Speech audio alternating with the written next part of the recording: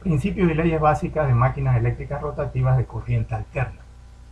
Para comprender el funcionamiento de una máquina rotativa de corriente alterna, se inicia con la aplicación de dos elementos básicos del electromagnetismo, así como las leyes de Newton en el movimiento rotatorio.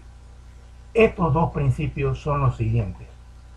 El principio de acción generadora, por medio de la ley de Faraday, que nos permite obtener un voltaje inducido entre los terminales de un alambre si tenemos lo siguiente: un campo magnético, un alambre conductor de longitud L y ese alambre moviéndose a una velocidad V en ese campo magnético.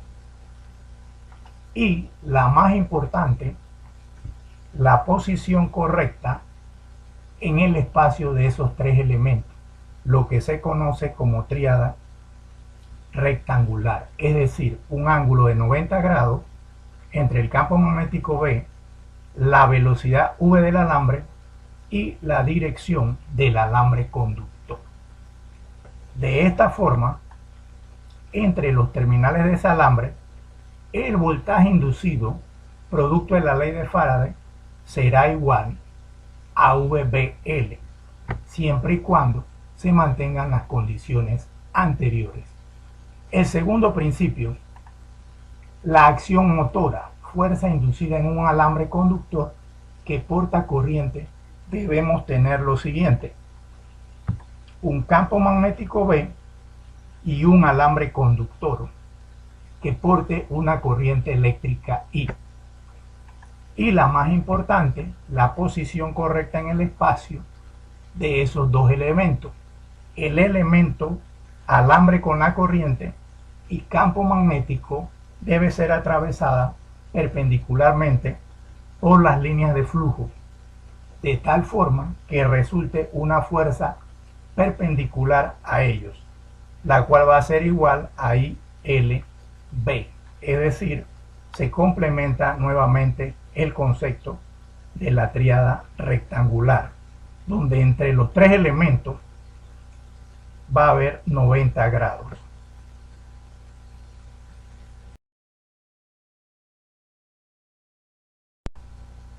El tercer principio, espira sencilla en un campo magnético, es el resultado de la suma de los dos principios anteriores.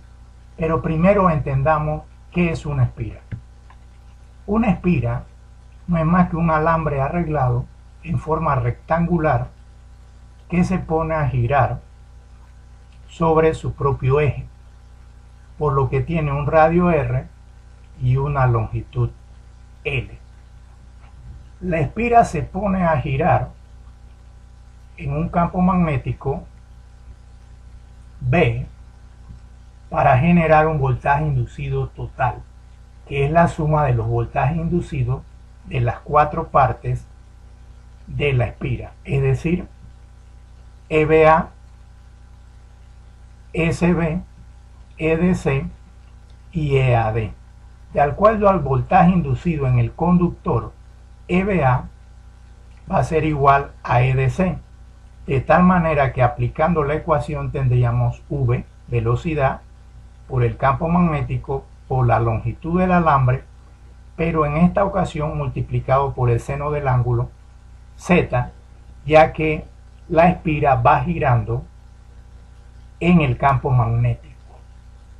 Entonces, el voltaje total inducido en los terminales de la espira será igual al voltaje EBA más SB más EDC más EAD.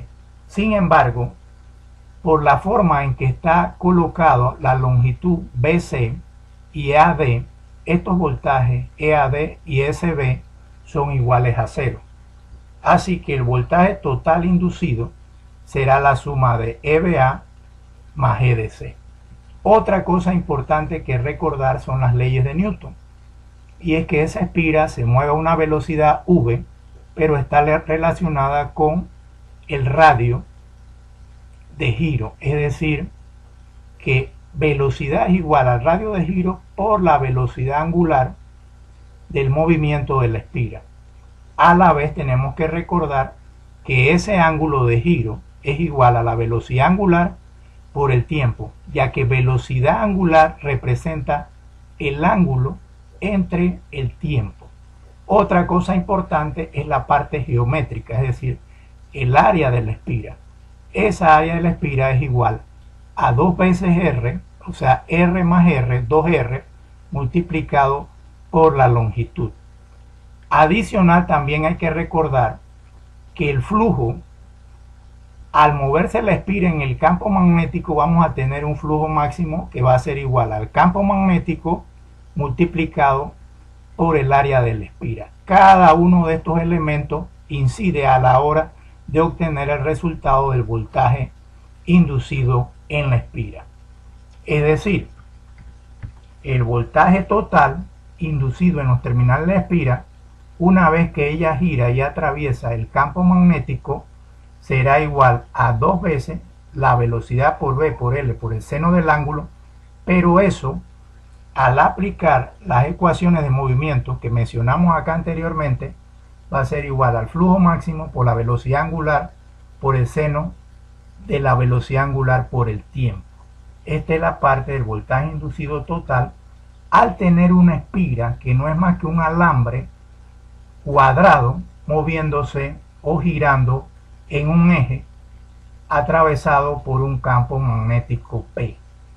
Aquí también podemos observar el concepto de torque, recordando la aplicación del torque cuando hacemos el cambio de un neumático, donde ponemos la cruceta y aplicamos fuerzas perpendiculares a la cruceta para que ella suelte la tuerca. Ese concepto de torque está ligado con las fuerzas aplicadas para mover la espira en forma rotacional, ya sea para obtener el voltaje inducido, en lo que tendríamos entonces una transformación de energía mecánica o conversión de energía mecánica a energía eléctrica, que es el concepto de generación de voltaje, y aplicando el concepto de torque, que sería fuerza por el radio por el seno del ángulo. O a la inversa también podemos obtener la energía eléctrica aplicada puede generarnos entonces un torque que genera un movimiento mecánico, que sería la parte de la acción motora. De esta forma entonces podemos sintetizar los conceptos básicos aprendidos para las leyes en que se basa el funcionamiento de las máquinas rotativas de corriente alterna. Por último, para reflexionar, ¿crees que con estos principios básicos puedes construir un generador de CA con una espira de alambre tal como se explicó anteriormente?